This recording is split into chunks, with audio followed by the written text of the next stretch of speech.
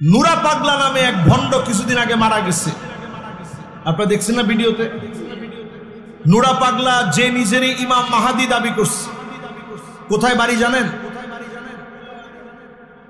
ফরিদপুর রাজবাড়ী। আমি নুরা পাগলার কথা এই জন্য বলতেছি, সে নিজেরই ইমাম মাহাদি দাবি করছে।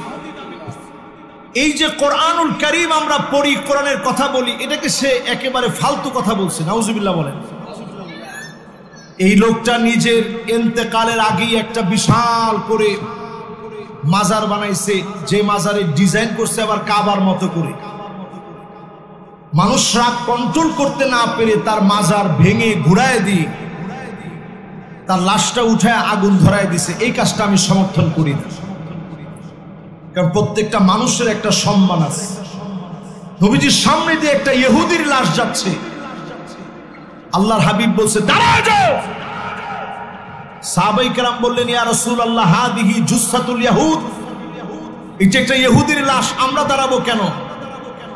নবীজি বললেন ইহুদি হলেও তো সে মানুষ, মানুষের সম্মানে দাঁড়ায় যাও। নবীজি সাল্লাল্লাহু আলাইহি সাল্লাম যদি একটা ইহুদির লাশের সামনে দাঁড়ায়, নুরা পাগলার মতো যারা কুফরি করেছে আল্লাহর হাবিবের শানে, যারা কুফরি করেছে আল্লাহর শানে, যারা আল্লাহর নবীর শান মান ইজ্জতকে নষ্ট করার চেষ্টা করেছে, এদের সঙ্গে মুসলমানদের কোনো সম্পর্ক থাকতে পারে না। এই নুরা পাগলার মতো লোকেরা এলেম না থাকার কারণে ওয়ায়ুযাক্কিকুম তাসকিয়াতুন নাফস, আত্মাকে পরিশুদ্ধ করতে জানে না। এই জায়গায় একটা টুকরা আছে, সবাই দেখতেছেন? এই জায়গায় একটা টুকরা আছে ভিতরে। ইযা সালুহাত সালুহাল জাসাদু কুল্লু ওয়া ইযা ফাসাদাত ফাসাদাল জাসাদু কুল্লু। এই জায়গা যদি পরিষ্কার হয়ে যায়, আপনাকে যিনি পরিষ্কার বানায় দিবেন তিনি কে?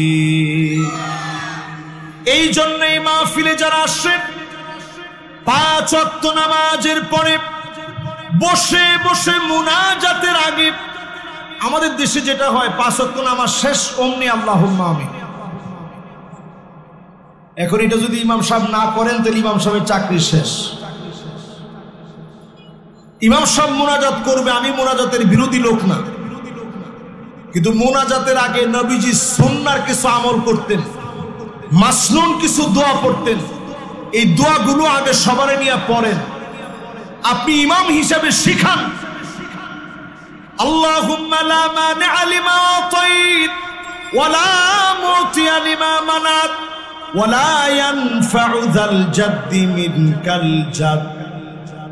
আল্লাহর হাবিব শিখায়া দিলেন, যেই দোয়াগুলো নবীজি পড়তেন আয়াতুল কুরসি সহ, সূরা ইখলাস, সূরা ফালাক, সূরা নাস 3 বার করে ফজরের পরে মাগরিবের পরে পড়েন। জিন আপনাকে অ্যাটাক করার মতো ক্ষমতা পাবে না, কালো জাদু কাজ করবে না। আপনাকে যিনি সুস্থ রাখবেন তিনি কে?